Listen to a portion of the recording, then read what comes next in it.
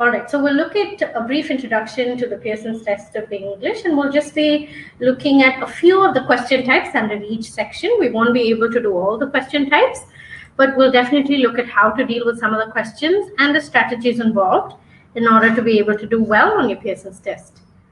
Okay, so depending on your score for your work experience and all of that, you'll have to have different levels of score for your PTE. Okay, so like I just said earlier, the PTE is a computer-based test, and you need to sit in front of a computer and do it.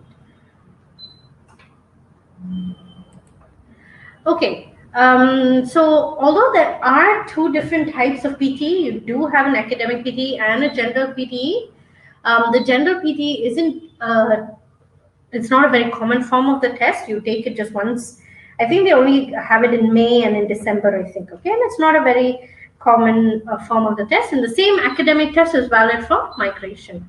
So if you want to migrate or study abroad, it's the same test that you need to take, okay? So basically the PTE, tests your English reading skills, your writing, your listening, and your speaking skills. So those are the skills that are being tested in your PTE, and we call these skills your communicative skills. Okay, so these are the skills that help you communicate, speak to somebody else. So in a real life setting, you need to be able to speak to or to communicate. And very often we need to write something to communicate. You need to be able to listen to somebody speak to us and also read to understand something. Okay, so it's a very realistic test that you need to take. The test takes approximately 3 hours to complete. There is an untimed section, okay, which is in the introduction part of the test. And you also get to have a break. Okay, we'll come to that in a minute. I'll just talk to you about the untimed section. So the untimed section is where you introduce yourself, and especially if you're doing a degree, then you're going to be able to send that introduction of yourself to the college or the uni that you're trying to get into. So that introduction basically will show them how you kind of present yourself in a good way. Paint yourself in good light, basically, so that people know who you are and what your interests are and those sort of things. Okay, so you're kind of trying to make an impression on the university. All right, so we'll look at that a bit in a minute. But going back to the break, you can schedule an optional break. Okay, it's for a 10-minute break, and you should take it after the reading test. Okay. So there are 3 parts, like I said earlier: speaking, writing, reading, and listening. And they each contain different number of questions and subsections, and some of them are individually timed. Some of them you have to time yourself, okay? All right. So the first part of the PTE, you start off with giving a personal introduction. Okay, so you're going to introduce yourself and make a positive impression.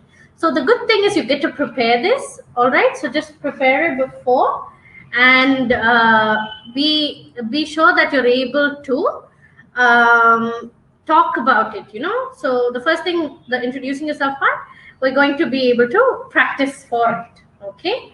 So it takes about 30 seconds to be able to do that, okay? And it'll be automatically sent to the respective colleges, okay? If you're writing only for admission, okay? If you're writing for any other reason, then obviously this is not a big deal, but just get it done anyway. There's no harm in being able to do that, okay? So you need to, so why should you select this university, okay? And what qualities do you have that will be of interest to them, okay? So these are the 2 questions that you need to think about.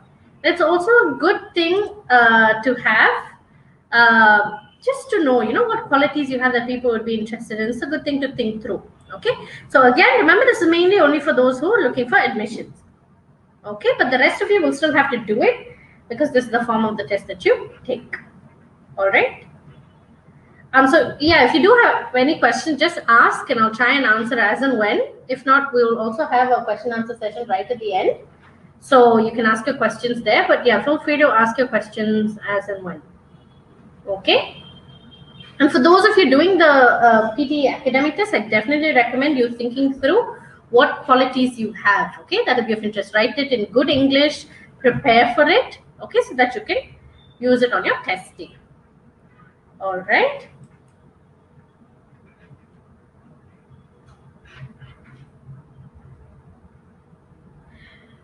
Okay. So the next part that we're going to look at is the speaking and the writing section. Okay, so this is a general overview of this section of the PT. Okay.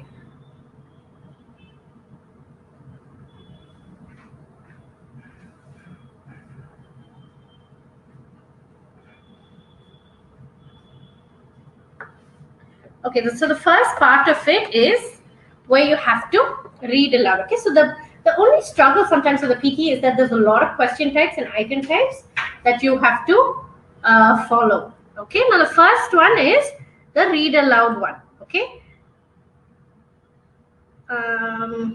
you're not able to hear. Okay, well, we'll see. I think everybody else can hear me. Just check if you can hear me. I think I'm still audible. Okay, so the next section is the thank you, I'm glad you could hear me. We'll go on. And I'm Shem Praveen Jude is our marketing manager. All right, so reading aloud, okay? So when basically a text will appear on screen, you have to read the text aloud. Okay, so some of this will do some practice tests, okay? And then we'll just figure that out, okay? We'll try some of it as we go on, as we go into, looking at the question. So the first one with the speaking, you just have to read something aloud. Okay, so the skill that it assesses is your reading and your speaking skills. Okay, your prompt is basically the question, how long they'll play the question or how long you hear the text or see the text. Okay, and the time you take to answer depends on the length of the text, obviously, for this section. All right. The second part, second question type is repeat the sentence. Okay, so you will listen to a recording and you just have to repeat after it, basically. So there'll be a beep that'll go off and then you have to repeat after it. One of the tricky things with the PTE that you need to remember is that if you pause for more than 3 seconds, the computer will stop recording your voice. So you need to be able to speak consistently and not take very long gaps to think things through. Okay, so you need to be literally like think of somebody doing, like if you're running for a race, you can't simply stop and take a break and think I'm still going to win. You need to be focused from the start. You have to be focused and just keep going one after the other. Okay, you can't really pause for too long. Maybe in the writing section you can think or take small mental break for a minute or a couple of seconds, but for the rest of the tasks, especially the speaking and the listening, your timing really needs to be on point. Okay, so you need to be alert, concentrate, and be really in the flow of the test. Okay, so going back, okay, so the next one, the repeat the sentence kind of question. Okay, it again tests your listening and your speaking skills. Okay, so it tests your listening and your speaking skills. You get about 3 to 9 seconds, okay, and 15 seconds to answer the question. All right. Describe the image is one of the questions that a lot of my students have found tricky, or people I know who've taken the PTE have found tricky. So that's the question type that we'll really look into this evening. Okay. So basically, an image will appear on the screen. Okay, you get some time to look at the image, and then you have to describe the image in detail. Okay, and this obviously tests your speaking skills. So you have to speak in, speak with good English, have grammatically correct sentences, and all of that.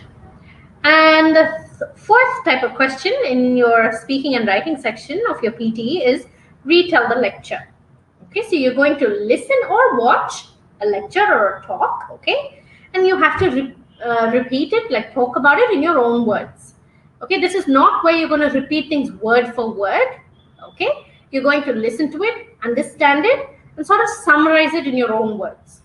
Okay, that's the retell the lecture question type. And then you've got answer short questions. So for answer short questions, okay, you're going to listen to a question, okay, and you answer with a single word or a few words. This is the key here, okay.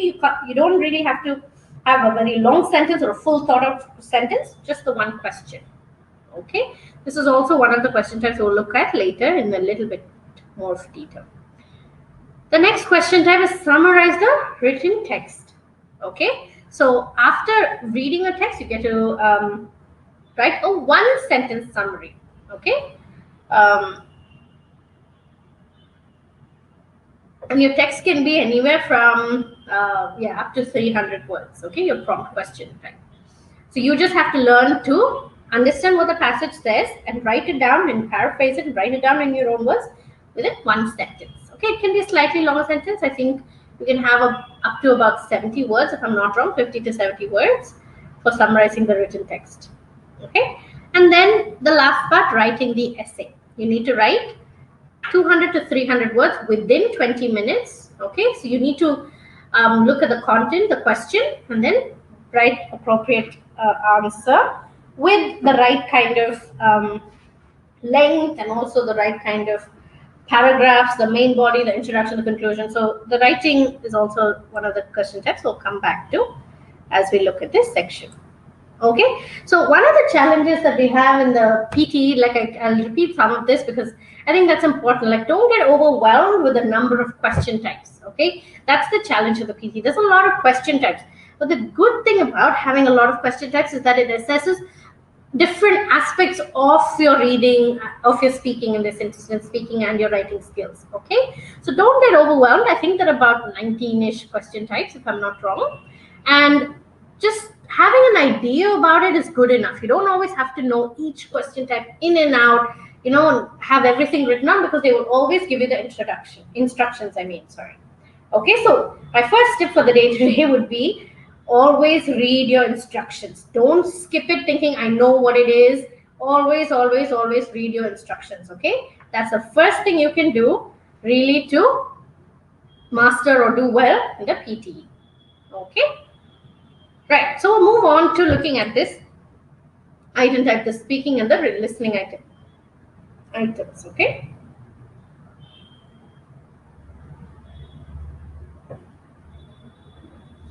All right, so in part one of this test, you're going to be looking at the speaking and the writing, okay? It takes about 77 to 93 minutes. That gap sort of comes in only because, the time difference there between 77 and 93 minutes is because different question types will take different times, and so on the day of your test, whatever type of questions you take, that will influence the time it takes to finish it.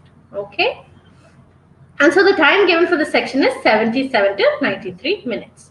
So here they're basically assessing your speaking skills, okay, and obviously how well you speak English in an academic manner. So that's the important part. You're not having a casual conversation with a friend. So you can't really use slang words. So you cannot be using words, that are not accepted in the dictionary as proper formal words. Okay, so you're trying to be as academic as possible.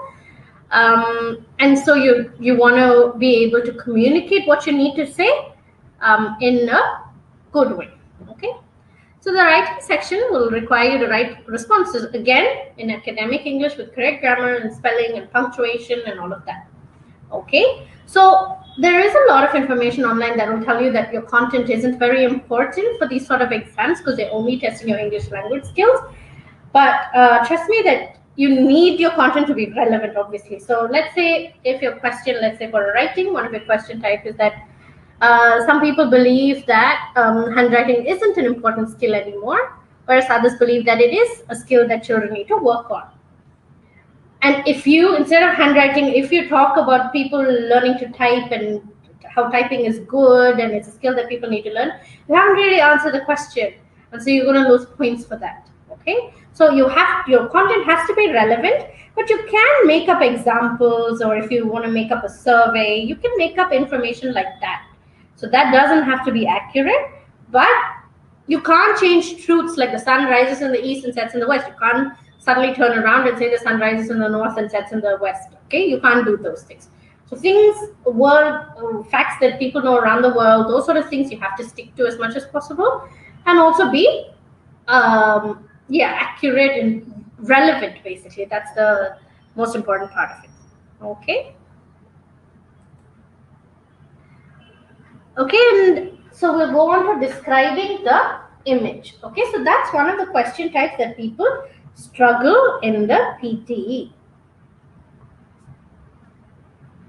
Okay, you'll have about 25 seconds to study the image, okay, and 40 seconds to record your response. Okay, so you need to study the image, okay, think through your questions and what points and what you're going to say, all right, and answer within 40 seconds. Okay, and in this recording, again, remember that if you stop for more than 3 seconds, the microphone will switch off and you have to go on to the next question. So you missed out on your ability to answer the previous question.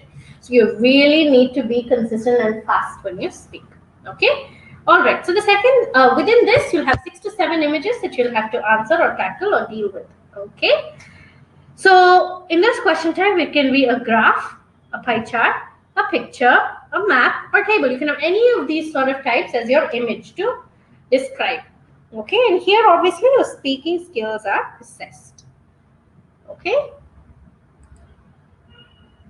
So what do you need to have in order to do this, describe the image well? Okay, the first thing, you have to introduce your image. Okay, you have to introduce your image by saying either the given line chart. These are some of the examples you could use.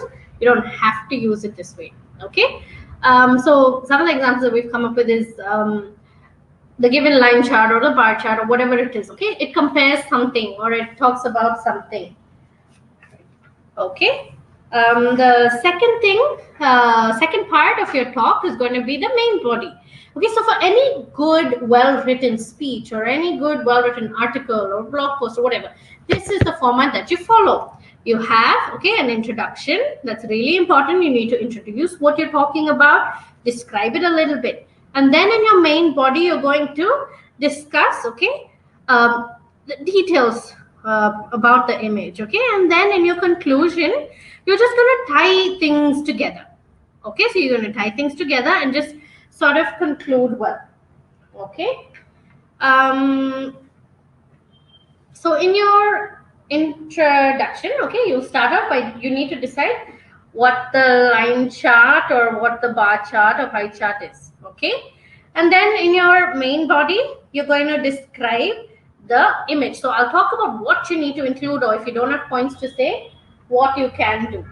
Okay, and again in your conclusion you can sort of use in conclusion, or I conclude that, or what I conclude from looking at this image is something like that. Okay, so and then you can also just take a call and say that this is an informative or useful graph which talks about whatever it talks about, and just finish up like that. So here it will just be a concluding sentence very often, not a paragraph, because remember you have only 40 seconds to answer this question. All right. Okay, so let's just try this out. Okay, so here you've got a pie chart. This is a pie chart. Okay, and it's about the military's expenditure. Okay, so maybe if you can think about the 2 things, okay, that you can talk about for this pie chart. What are the 2 things that you think you can talk about? Okay, the points basically that you can talk about in this chart. I'll give you guys like maybe a minute to think about it, and just like, yeah, let us know what you think the points could be. And then I'll come up with things that, you know, I think are useful, or how do you get to think of things to write about. All right, so what I'd like you to do is type out 2 things, okay, that you can talk about while you look at this pie chart. What are the 2 main things? Okay, so is it percentages, or is the countries, or something, any of those things? What are the 2 main things that you can come up with while you look at this pie chart?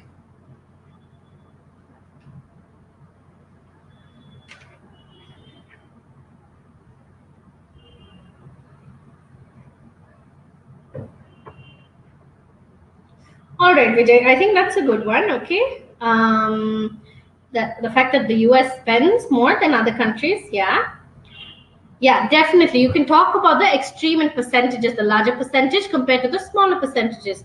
So if the US spends about 39.0%, The smallest country that's, well, the smallest amount that people spend is, I think, Japan. Japan spends 3.4, closely followed by the UK, which is 3.5. Yeah, the fact that Japan stands last, it's the lowest, it spends the least amount of money on military, and the fact that the States spends a more amount of money. Okay, so when you look at a pie chart, these are some of the things that you need to think about. What are the highs versus the lows? Okay, anything else? So the high and the low, that's one. Anything else?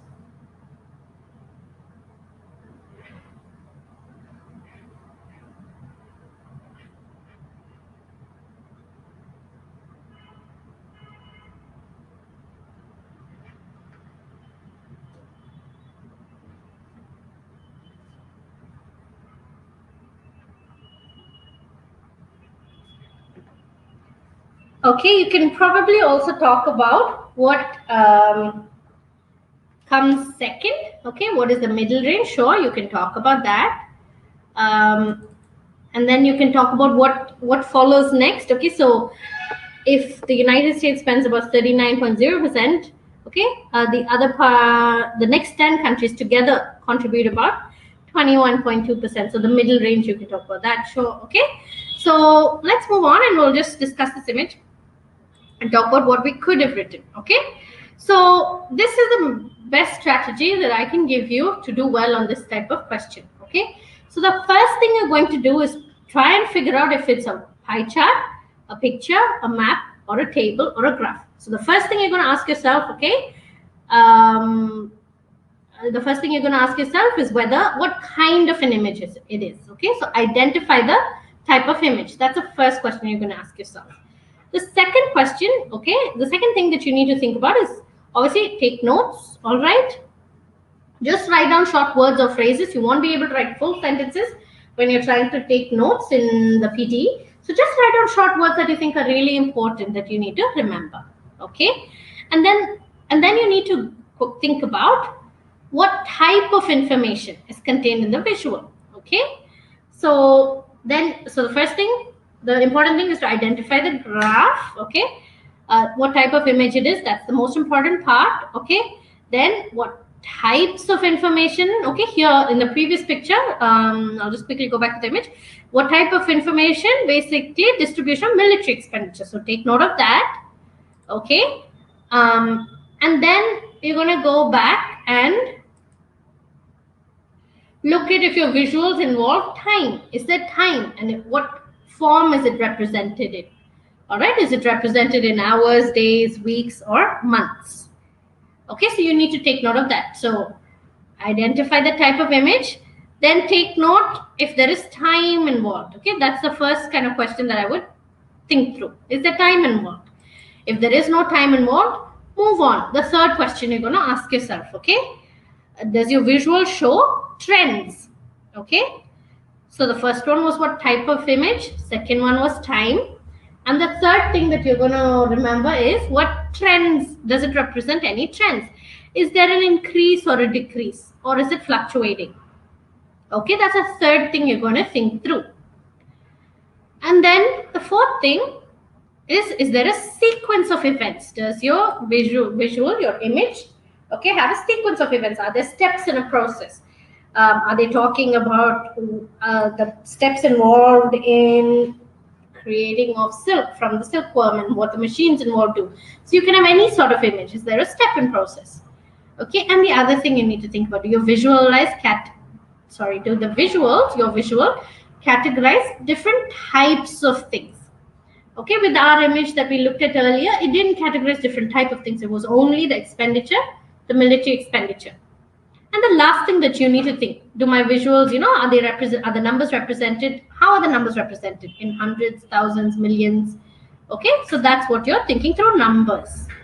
Okay, so going back to the previous slide, the first thing you're going to think about is what type of an image. Okay, type is important. Type. And then you've got time. Okay, so you've got type, time.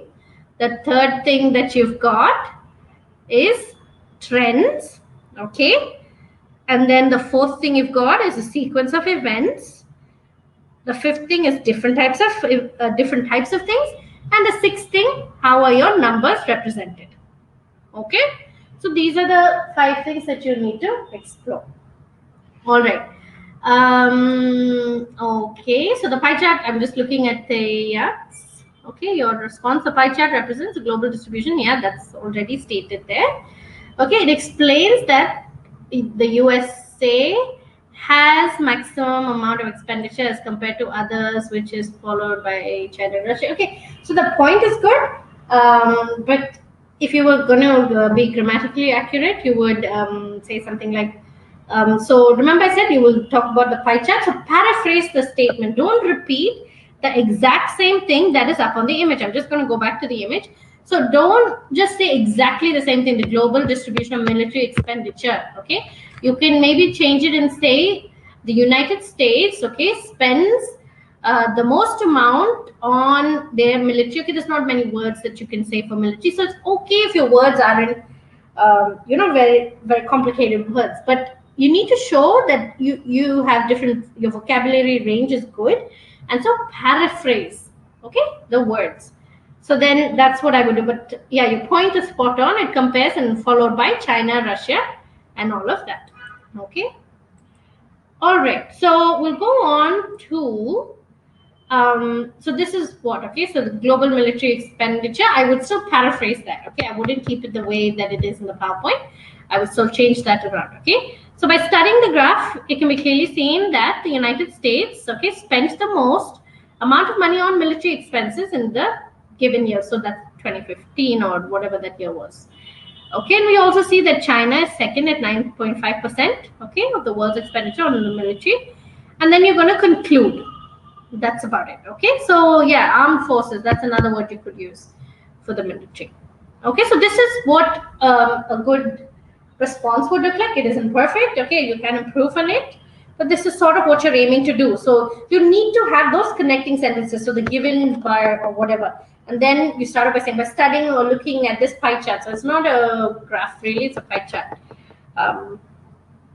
and then conclude your response. So you need to have an introduction, you need to have a main body with your main points, and then a concluding sentence.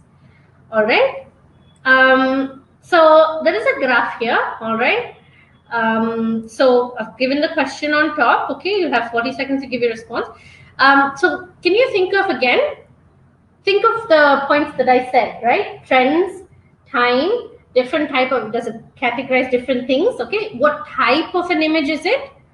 Okay, and see if you can come up with 2 main points for it. Okay.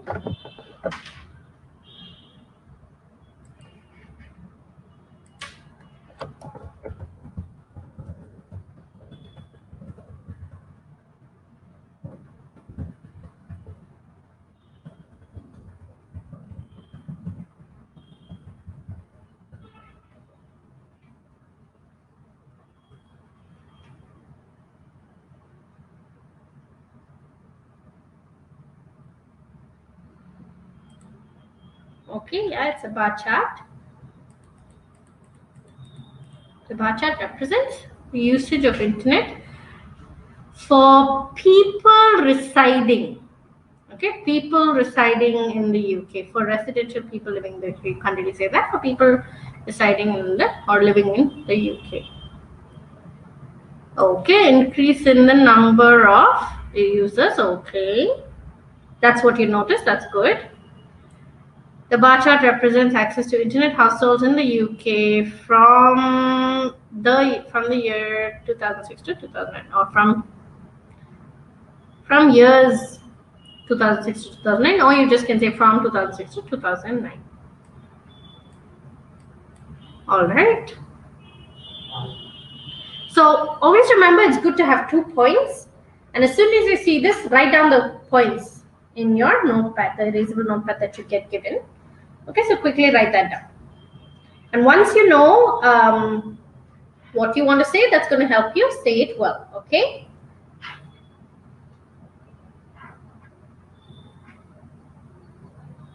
Okay, so obviously describe in detail, that's what the question says, but you get just a few, about 30 or 40 seconds to describe it. So you need to be able to have enough information to keep speaking for at least 30 seconds. All right. So you can make maybe the comparison. Okay, in 2006 it was just under 60, but by 2009 it crossed 60. Okay, and it was a gradual increase. There wasn't, a dramatic increase. It was a slow and steady increase with the number of people having access to the internet in the UK. All right. So this is one of the question types that a lot of people struggle with, and so that's why I wanted to just look at this type of question in detail. So we'll go on to another example. Okay, this is another. It is a pie chart. It states that it's a pie chart. Okay. So this one talks about where you're going to get the news. Okay, so your first sentence, okay, is always going to be a paraphrase of what this represents. Okay, so you're going to say this pie chart represents or shows or whatever. What does it show? What do you think this pie chart shows?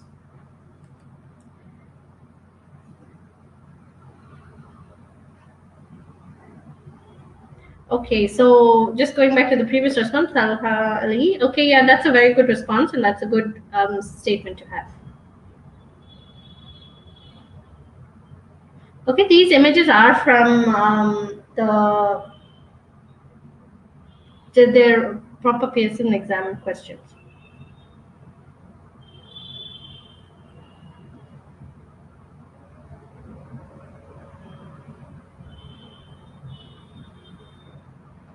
Okay. All right, different sources from where the users get news from. That's good.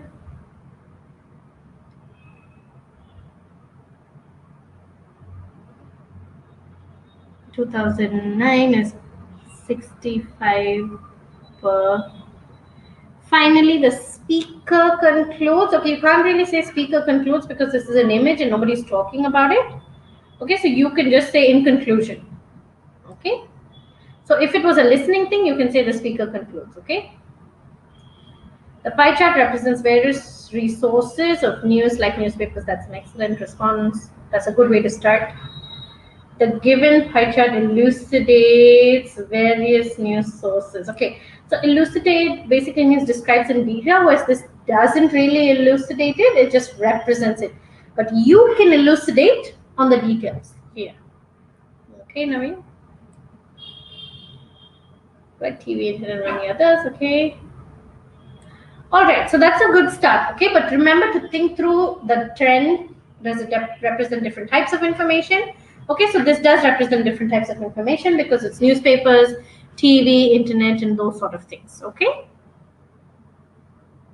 All right, we'll move on, okay?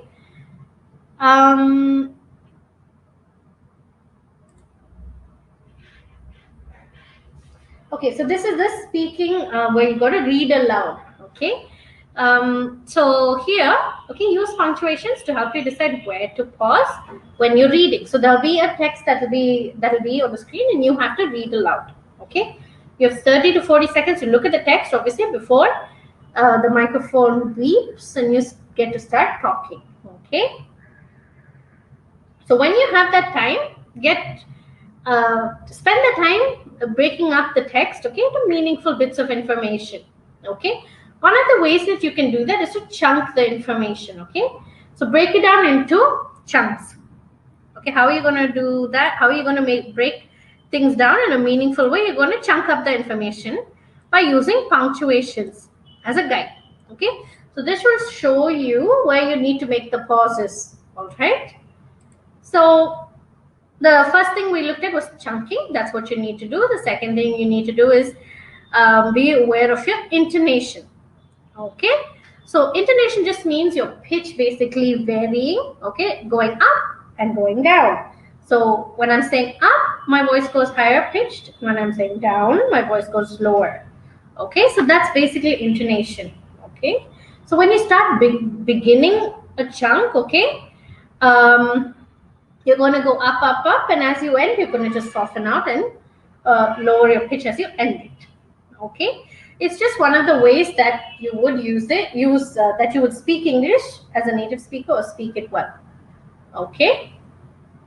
Then you also need to use appropriate pauses. Okay, you need to use appropriate pauses. Okay, that will help you read more fluently and give meaning to the text. Okay.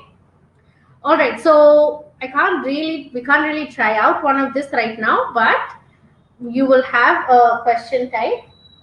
You'll have a question type that will come up with a passage. Okay, you just have to read it out loud. So I am teaching you how you can read it out well. Okay, that's what you need to do. You need to be able to read it well, and the first strategy that we're going to use to read it well is to chunk up the information. We just looked at that earlier. Remember, chunking up the information, so putting it into meaningful bits of information. Okay, so using chunks. The second thing you're going to do is concentrate on your intonation. So when you're starting off something, start it off with a higher pitch. As you end, you're going to lower your voice. Okay, and then the third thing to bear in mind is pausing at appropriate points. Okay, so we're going to look at a passage now. Okay, and I'd like you to just go through it for yourself. Okay, read it out loud to yourself and take the pauses as and when. Okay, so this is the passage that I'd like you to look at. All right, so wherever there is a slash, yeah, just take a pause there, a few seconds, because that's how you would naturally read or say something. Okay, so I'm just going to give you guys a minute to do that.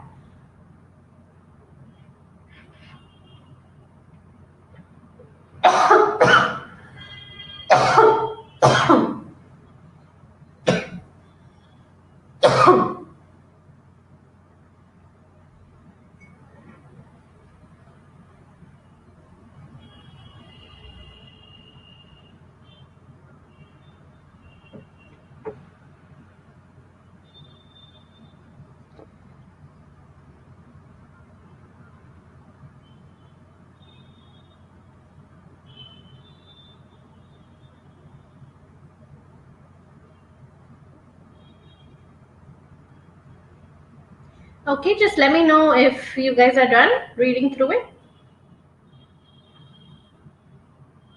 And then I'll give you an example of how to actually do it well. All right.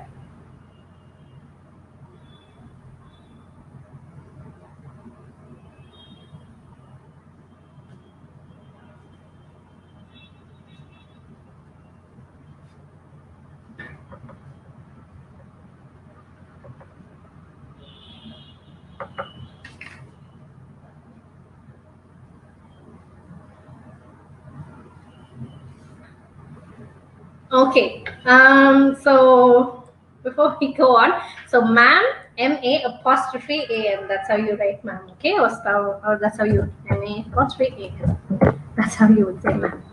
Okay, all right, so let's just try this out. I'm going to read this out with those pauses, okay, and just listen to how my voice goes up or goes down. That intonation is really important along with the pauses, okay.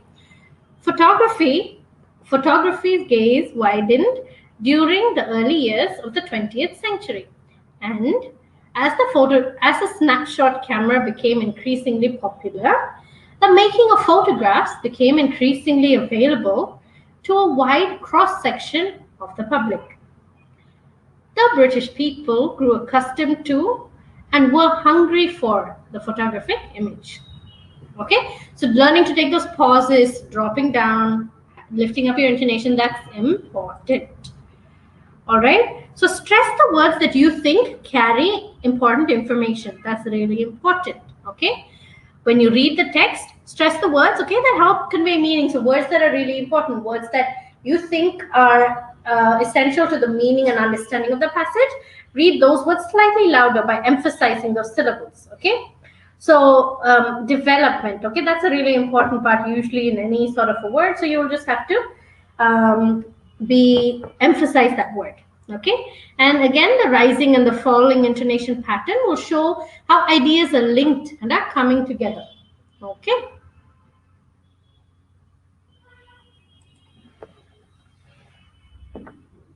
All right. So the next thing, okay, look at the patterns in this text. The stress words are underlined. Okay, wait, the underlines have gone through. I'll underline the stress words for you. And the rising and falling intonation are marked up and down with the downward arrow. Okay. So here I will underline the stress words. Okay, the development of key use of statistical software, that will be important. Okay.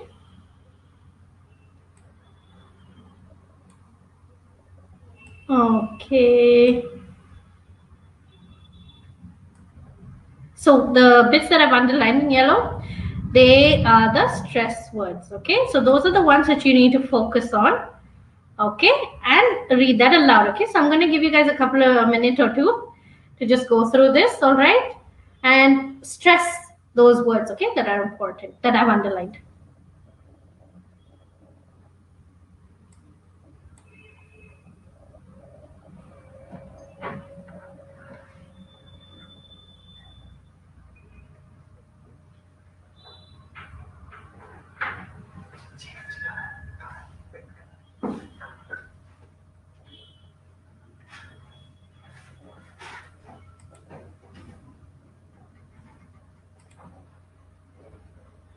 Okay, you're able to see. I'm trying to color.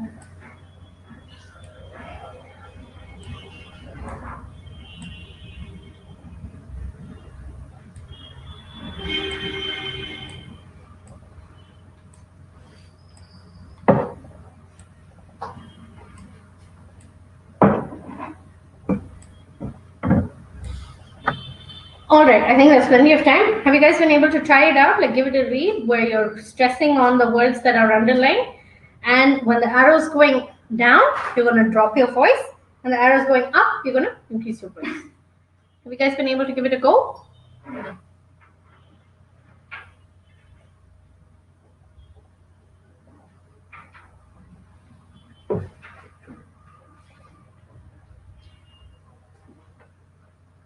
All right. I'm just going to do it anyway. Okay, so we'll start off and I'll just notice where my stresses are and where my arrows are going. When the arrow goes up, what I do, and when the arrow goes down, what I do. Okay, so the development of easy to use statistical software has changed the way statistics is being taught and learned.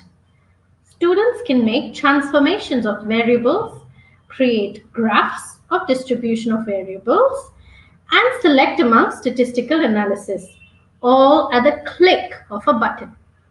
However, even with these advancements, students sometimes find statistics to be an arduous task. So taking a fraction of a second, like it's a tiny pause that I take in front of before I said arduous task, okay? Taking that tiny pause before helps to emphasize that word as well. Okay, so when you're reading, these kind of tricks are going to help you. Okay, do well in the speaking section. Okay, so with answering the short question types, okay, we're going on to a next type of question. Okay, so with this one, short answer questions. Okay, answer short questions. You're going to try not to give long answers. Get to the point.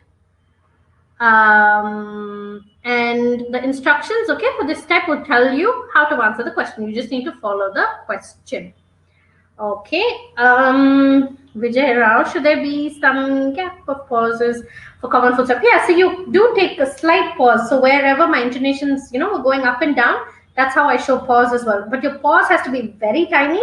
If you take too long, remember 3-second long pauses, it'll stop recording your voice. So be very cautious of your pause. Use it judiciously, but you do need to use it.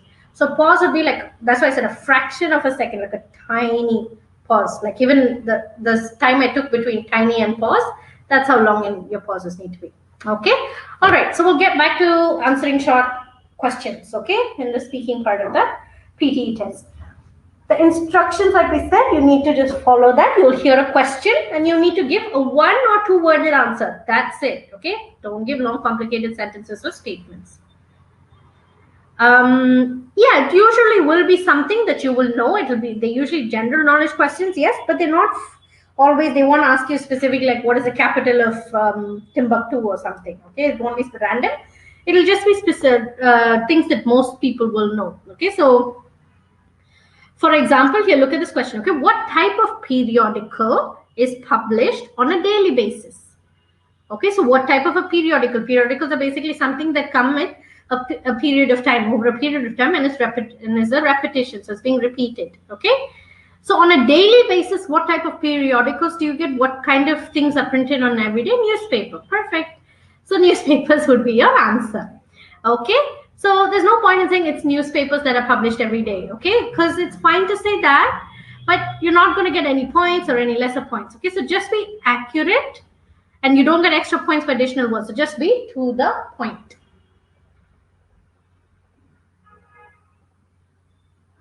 Okay, so you shouldn't really give many answers. You should only give one answer. Okay, as simple as that. Okay, just one answer. And usually it won't be a comparison. It'll be a straightforward question that usually needs only one response. Okay, it'll very rarely be words like that. It'll only be questions that have a very straightforward response. Okay, so in the writing, summarizing, we'll go on to the next question type. Summarize the written text.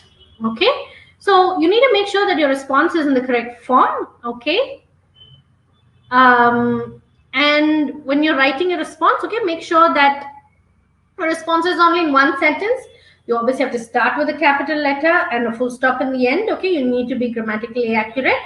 Okay, responses must be between 5 to 75 words. Okay, so always be careful of your word count. There will be a total word count below. Okay, your response box. So you need to be cautious of your word count. So you will have, okay, a passage that you need to read. Okay, the text will be there. You need to read the text, and then you need to summarize it. Okay, paraphrase it, change the words around, and write it in your own words. Okay.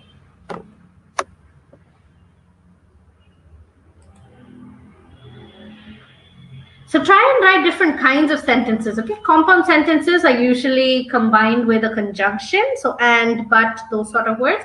Complex sentences are just two complete, full sentences, clauses, two separate words that are joined together.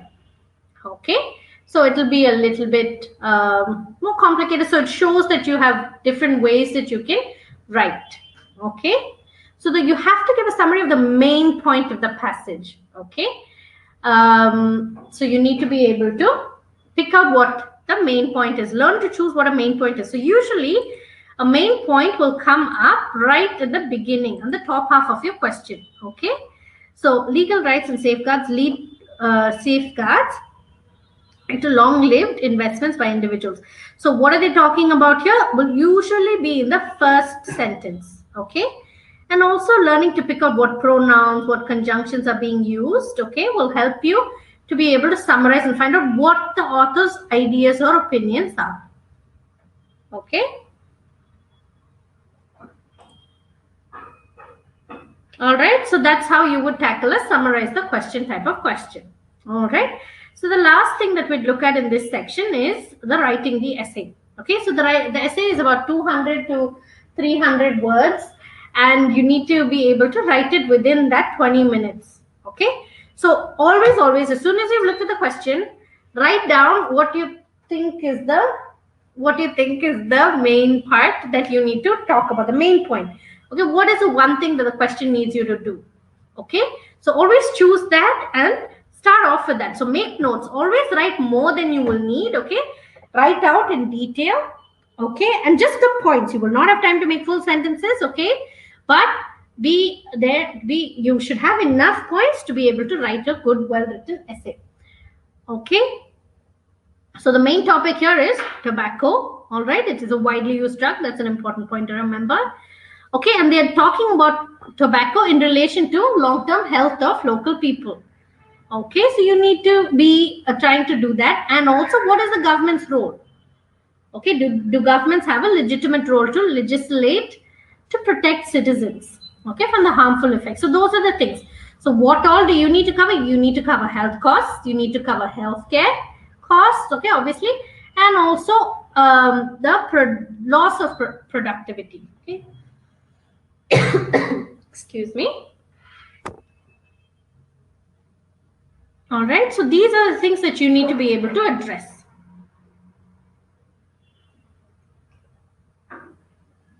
So you need to write relevant information. Okay, so the main topic is tobacco, smoking in relation to health. So these three words need to be represented in your essay.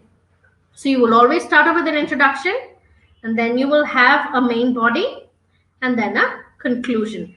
Okay, so your best word count, because 200 is good, anything around 225, 300, 250 is good. Because sometimes I feel in trying to finish, increase your word count or write up to 300 words, you're wasting that time when you could have actually spent that time editing your essay. Okay, so there isn't really any perfect word count, but split your time up so that you have enough time to write, to make points. Okay, and then to come up with the right points you want to say, your main words, okay, your main body, and then a conclusion. Okay, so so your 20 minutes that you have, okay,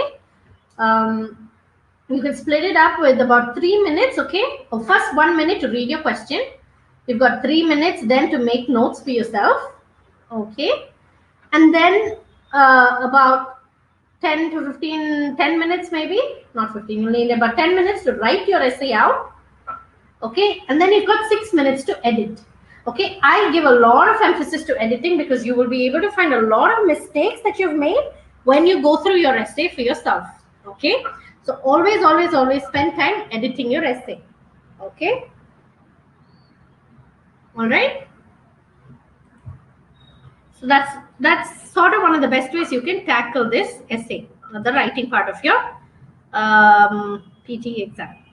Okay, so you're going to start off with an introduction. Okay, in the introduction, you're going to give a summary of your question. Okay, a paraphrase of your question. Then you're going to go on to the main body and then a conclusion.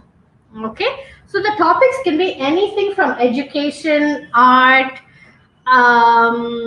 any of those things, really. Culture, should children be watching television? Okay, any of that. Okay, so all right, you need to check your sources. Obviously 280 is good, but there is a reason why they've said so. I wouldn't do obviously anything below 250. Okay, but if you worry, my problem is for people who write too little and they stress about writing too much. Okay, so because your limit is between 200 to 300, anything in the middle is okay, but 250, aim for 250 and above. That would be my thing. Okay, but don't get so stressed if you only manage to make 250, 260 or something like that. Okay,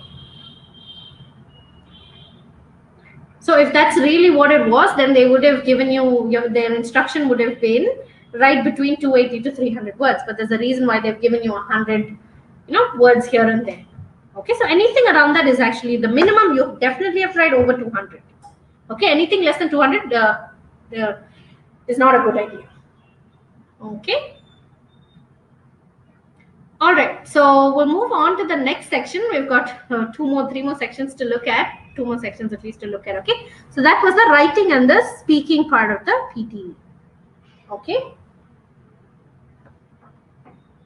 so the reading section in the PTE is said to be one of the more difficult parts of the exam. Again, you have about 5 question types that you need to look at. Okay, and we'll look at 1 or 2 of the question types. All right, the first one is multiple choice. You're going to choose a single answer.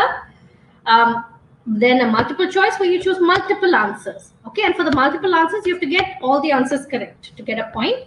Okay, and if you don't get one right, you'll it'll be penalized. Okay, only for the multiple answers. Then you've got to reorder the paragraph. There'll be different paragraphs. You just have to put it together, reorder it. Then you need to fill in the blanks. Okay, there'll be gaps in the text and you need to fill it up. And then the reading and the writing part, okay, where you fill in the blanks. A text will appear with different gaps and you need to choose. There'll be a drop-down list, okay? And you need to choose what you think is the best response, okay? So with this part of the PTE, the reading part, you have to manage your time, okay? There'll be an overall time, but you have to manage your time, okay? We'll go on to the first question type, which is the multiple choice with a single answer. Okay, so to always note the keyword in your prompts, okay, before you read the text. All right, the prompt for this type, okay, maybe a question or a sentence, okay. Whatever the thing is, always notes that if you focus on the keyword, you will be able to find the answer. So the keyword of any given text is actually the main point, okay. So some of the skills that you need to work on in order to do well in your PD is to learn to pick out your keywords, your main ideas, your supporting ideas. Learning to pick out these things in any passage is going to help you ace your reading section or even any section of the PTE review. Okay, so this is one of the examples. Okay, there is a passage. Okay, and you need to be able to read the passage, pick out the keywords, and then answer the questions. All right, so how do you do this? The first thing, as soon as you read a passage, quickly just go through the passage. Okay, read the first sentence maybe and the last sentence, so you have some idea of what they're talking about, and then quickly look at your question. Okay, and then and then go back to the passage. All right, and then go through the whole passage. So I would always say, take that first few like a first couple of seconds or minutes or whatever, just read the top half. Okay, parts of Australia's biggest city, Sydney, plunged into near darkness, an hour to raise awareness for global warming. So I will drop out reading and those sort of words. Okay, tens of thousands suburban homes joined in, hundreds businesses. Okay, and then the next line, massive climate change, very difficult to grasp magnitude. And then you go on to Sydney's greenhouse gas emissions. So by now you have a vague idea of what this passage is talking about. It's talking about Australia. It's talking about its pollution levels and what people are doing to deal with it. Okay, and also talking about drought. Okay, because the next line, a long-standing drought and serious water shortage, and then devastating tropical cyclones. So by now I have some idea, and my question is, one present indicator of climate change in Australia, tropical cyclones. Okay, now the first thing you'll do, like skim the whole paragraph first, or better read the options first. Now I always suggest doing the passage first and not looking at the options, because you need to know what you're talking about before you look at what the question is. Okay, so always just go through that first line and that last line. Okay, and then look at your questions. Okay, and then come back to your passage. All right, and then see what you need to be. Okay, so one present indicator of climate change. So your keyword here is climate change. Where? In Australia, climate change. Okay, is tropical cyclone something to do with something that can be impacted by climate change? Yeah, possibly. Darkness, that's not really something, you know, that could be impacted by climate change, an indicator of climate change. And gas emissions can be a cause for one. And carbon dioxide, we don't really know for sure. And drought, okay, why do we think drought is most likely to be the answer? Because it is something that's been in the news recently, and so that's why it is a present indicator, not just a general indicator, a present indicator. So your climate change was important, obviously, and the word present was important, because otherwise tropical cyclone could have been your answer. Okay, all right, so I mean, it's better to skip the skimming of whole paragraph and just focus on question from question and directly seeking for required information from the paragraph. Okay, so that method I don't think works, because the problem with that method is you're not sure what they're talking about. Okay, so if you had just read this, just read your prompts, how would you have come to the conclusion that droughts was the answer? Drought was the answer. Okay, so you don't need to read the passage. Okay, there is a reason why it's reading comprehension. You read a passage, understand what the passage says, and answer the questions. So this one actually is not a very complicated one, but sometimes when you get some complicated passages, that method doesn't always work. You do need to read your passage. Okay, so the first time around, read the first line and the last line, then look at your questions. And when you want to answer and you think that's, you know, I think the answer is in the third paragraph or the fourth paragraph, read that paragraph really well, like read the whole paragraph. Okay.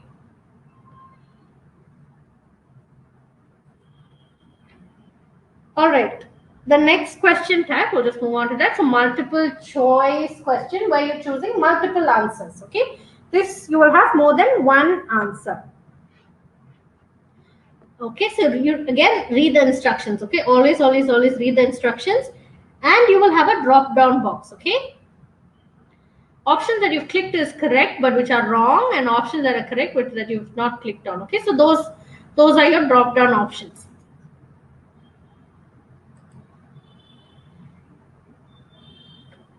Okay, you can't click on all the options. Okay, be aware of that. You need to choose the 2 options that you think as the answer. Okay. So for this passage, okay, there is a passage here. There's a couple of answers. Okay. What do you think is the answer? So you've got 1, 2, 3, 4 paragraphs. So that's quite a bit. Okay. And yeah, the complexity of a passage and time limitations are the most challenging parts of the reading test. Okay, and they keep it that way. Some will be easy within your reading test. Some will be difficult. Okay.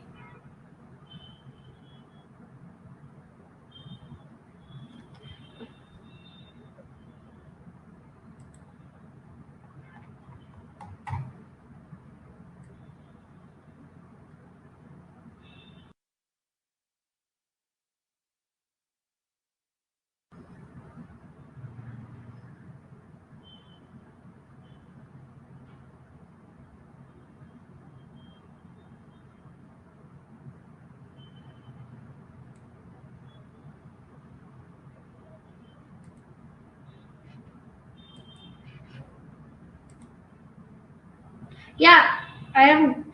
Yeah. So try and answer this question. Okay.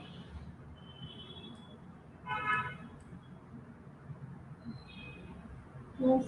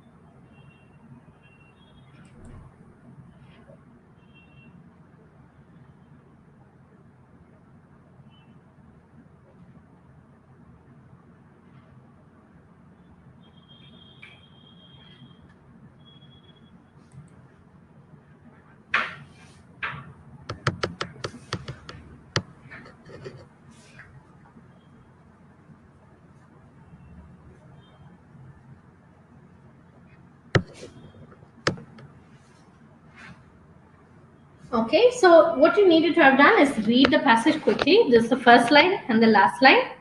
Okay, then go to the multiple choices that you have, read your questions. Okay, and what I would suggest, okay, is to underline what you think is important. Okay, not obviously you can't underline there, but just remember what you think is a keyword. Okay. So one of the tricks that you can have is note any repeated words in the options. Okay, that's an important trick to have. Okay, and quickly read through the responses and note if there are any repeated words, particularly adjectives or nouns or whatever that's being repeated. Okay, and then go back to the text and scan the words of these particular words. Scan the text for these particular words. Okay. One of the things that you do need to remember is that you have to try and match the meaning. The words might not be exactly the same, the question prompt and those answers, but you need to try and match meaning. Okay. So here we've got multigrade classes. Okay, that's repeated in all the questions. Okay, multigrade classes, multigrade schools. Okay, so in paragraph 1 and 2, there's nothing about multigrade. Okay, so there's no point in us going back to look at those paragraphs. Excuse me. So your answer is only going to be in the last 2 paragraphs. Okay. So that's really important to know. That's one of the tricks to not waste time in trying to answer this question type. Okay. All right. So the last part of the PTE. So we've done the writing and the listening. Then we've looked at some of the question types in the reading, and the last part is the listening in PTE. Okay. So the PT listening has about 7 or 8 question types. Okay. And we'll look at 1 or 2 in a second.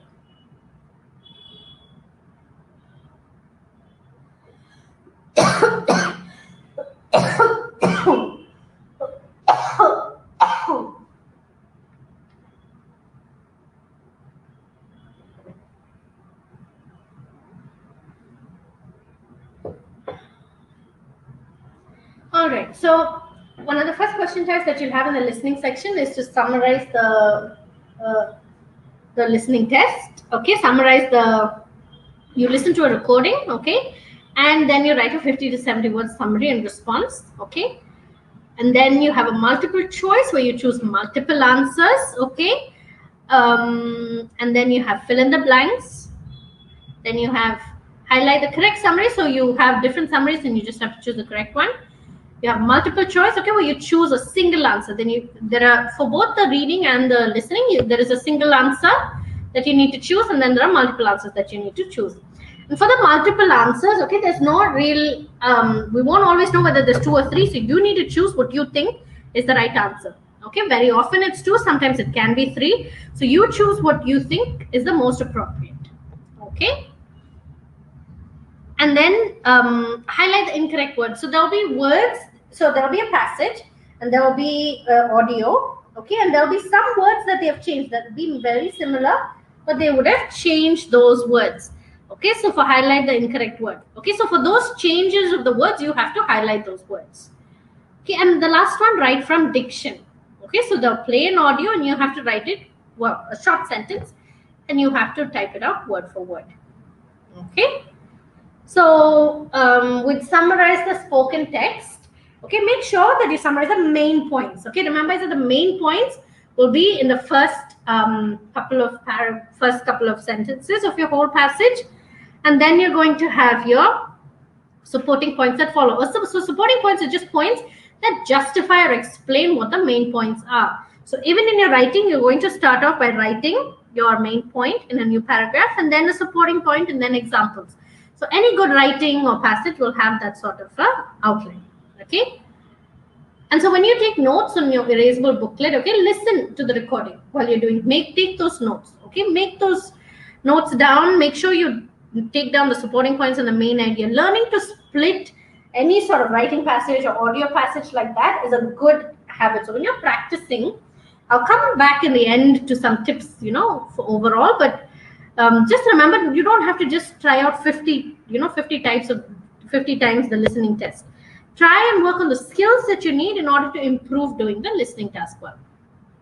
Okay, and then, so let's go back. We've taken down a summary, okay, or you've taken down points in your notepad, and then you're going to add those, okay, and when you speak, remember, you need to check yourself for grammar, for punctuation, and all of that. Okay.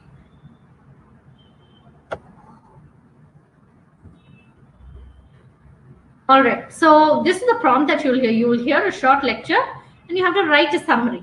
Okay, you have 10 minutes to finish this task. Your response will be judged on the quality of your writing and on how well your response presents the key points presented in the lecture. Okay, so you have 10 minutes to answer this type of question. So in those 10 minutes, okay, you need to obviously, within that paragraph of a summary, you need to write down the key points. Okay, so you can say the speaker introduced, or the speaker spoke about whatever the topic is, and then he concluded with, or something like that. And in the middle, you're going to have the supporting points that they use to justify their main point.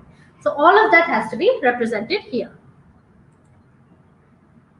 Okay, and it'll be scored on, like I said, your grammar, spelling, vocabulary. Okay, so always take time to go through and check that your sentence is correct, your subject verb agreement is correct. Okay, editing is really, really important. Like I said, for the writing section, being able to edit your written work, make time for that. Okay, that's really important. Okay, use grammatical structures that you're confident about, okay, and words that you have spelled correctly. So there's no point using a really complicated word if you don't know how to spell it right. And also check for punctuation. That's really important. You need to be able to check for punctuation, the mistakes you've made. Okay, that's really important.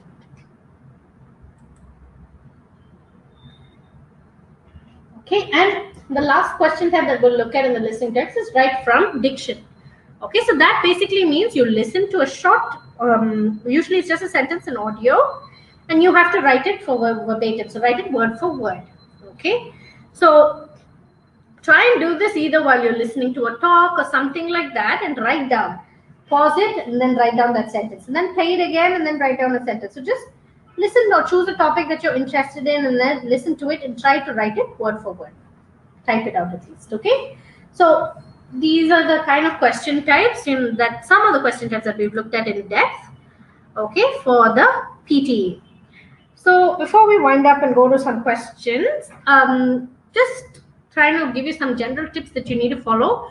The first thing that you need to remember is that learn to pick out your main ideas, okay, your keywords, your supporting points, summarizing sentences. So being able to do these things is really important. It helps in getting a good score overall. Okay, and your communicative skills are listening, reading, writing, speaking. Those are what we call communicative skills. Okay, so you can only do well in your communicative skills if you improve your enabling skills. Okay, your enabling skills are those skills that help you communicate better. Okay, so always try and work on improving your enabling skills. Just like I said earlier, just trying out mock tests. You know, I've done 10 mock tests, I've done 15 mock tests. That's not going to always improve your score. Maybe that will give you an idea of all the question types in the PTE, what the prompts are, all of those things, but not really help you do well in the exam. Okay, so the enabling skills that you need to be aware of, and this is how they grade you and score you as well. Okay, your grammar, okay, correct usage of language, your oral fluency, and fluency is really important. Okay, being able to speak smoothly, effortlessly without a problem. Okay, and your pronunciation is really important as well. Okay, so work on your pronunciation, work on improving your vocabulary, your spellings, and learning to write and communicate in a good way. Okay, having logical developments to your answers and having a different range of linguistic abilities, that helps in giving you a higher score. So I would suggest going through these skills. Okay, try and work on these skills. So in a week, try and learn at least about 15 to 20 words, and don't just keep them in your passive vocabulary.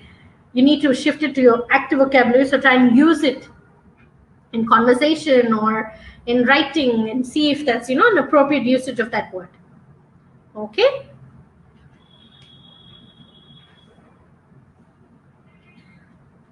all right, so do you guys have any questions? Okay, we'll have about some time now for any questions that you didn't ask during the discourse. So if there are any questions, you can ask them now. I'm happy to answer them for you.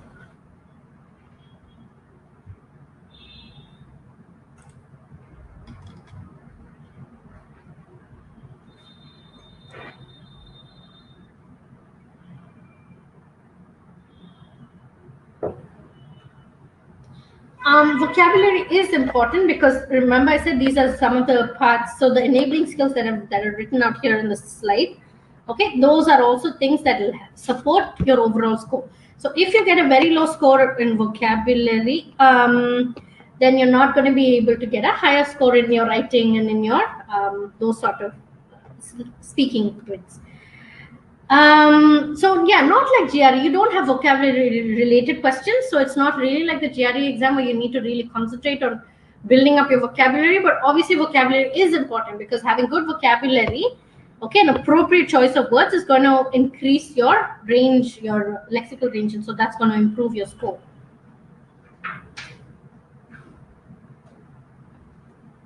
And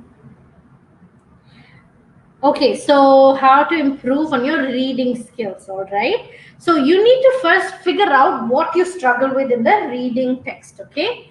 What do you struggle with in the reading text? Is it that you don't have enough time to read the question? Do you not understand what the passage is about? You need to try and figure that out first. So before trying to find a solution, find out what you struggle with. Why are you not scoring well on the reading text and on the fill in the blanks, okay? So how do you improve on your reading skills overall? First thing, practice. Spend at least half an hour every day reading something. Okay, read blog articles or read newspaper articles. Read things you like, read things you enjoy, and read to improve your general knowledge. Okay, so that will definitely help. And if you're struggling with understanding what they're trying to say, then try and read slightly more academic passages or Google scholarly articles. You can do a couple of paragraphs every day. So that will help improve your logical understanding and your critical reasoning. Okay. Um,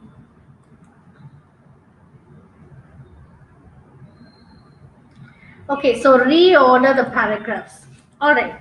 So for reorder the paragraphs, okay, my suggestion would be always remember I said find out what the main point is, the supporting idea, and then a conclusion. Okay, so always read the first half of the text. Okay, and then see what you think is introducing the passage. Okay.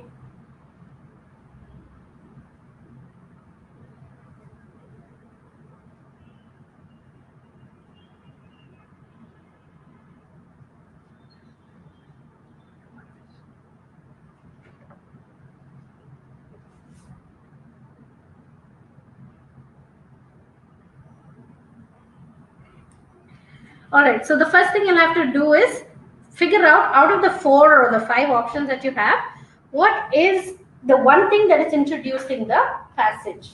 Okay, and then the second thing you're going to look at, what is other connecting words. Okay, words like however.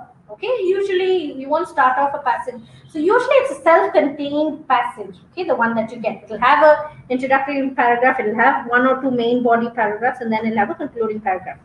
So try and see whether you can pick out what the main idea is and how it starts out. So the main idea would obviously be your first paragraph, and then what they're introducing and what the explanation is and the order of that.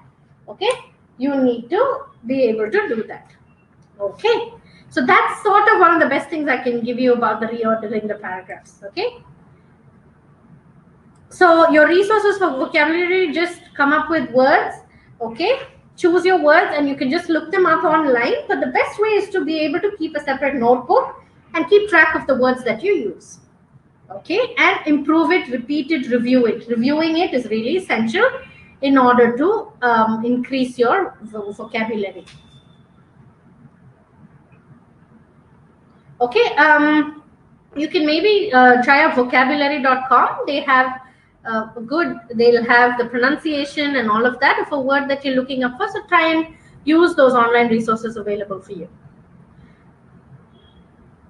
Okay, so like I said, you can't just learn only grammar or only vocabulary. Okay, out of the list here that that there's 1, 2, 3, 4, 5, 6 different categories that you need to work on.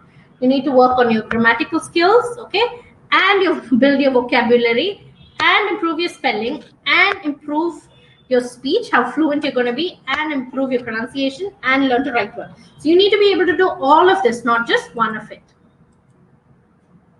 You need to, so Ankit, with your answer, okay, should we write complex sentences or single sentences? Okay, so you need to be able to show different range. Okay, so you need to have some simple sentences along with complex sentences as well. Don't stick to one particular type and say, I will only write this way. Okay. And then so speaking section.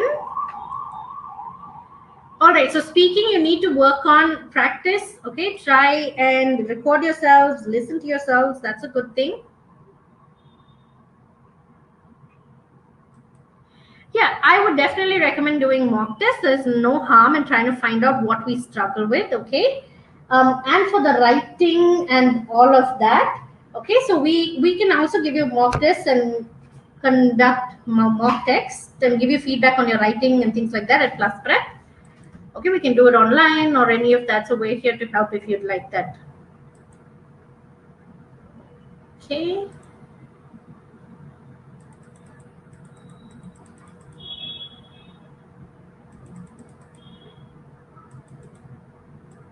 All right. Okay. So at just a little bit about us at PlusPrep, we're educational organization. Okay, with a collective of about 40 years of experience.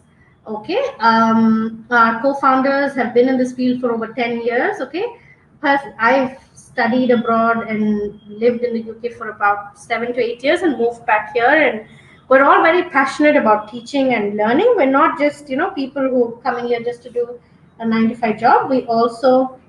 We have IELTS training, we have PTE training, GRE, okay, And we're also doing all of this, okay? And we're in Bangalore. So if you require any of these services, we're happy to help. And again, like we said, if you want just help with your written aspects, we're happy to support you with that, because that's some of the parts that people struggle with as well, the writing part. Okay. Yeah. Any other questions? You're welcome. So we'd love to have your feedback about how the webinar was. Okay, so please give us feedback on the webinar.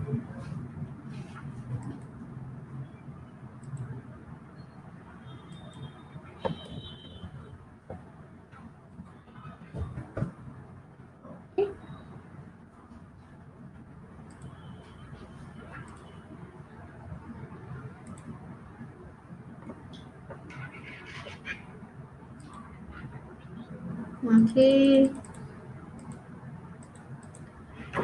Okay, so for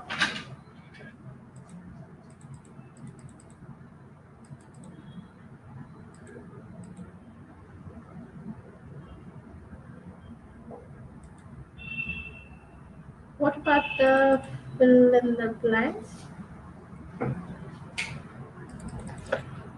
Okay, so if you live in Bangalore, you can come in for offline training or offline support. But if you're outside of Bangalore, we offer our online services as well. We have online training. We have online classes that we take, okay, which you guys can join in. And so you can call us, contact us. So we've just shared our email address and our link and our website details here. So get in touch with us if you want any kind of support. We're here to help.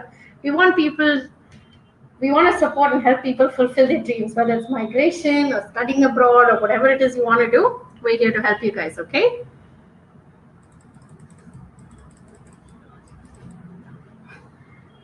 Okay, all right. Thank you very much and have a nice evening, everybody. Bye-bye.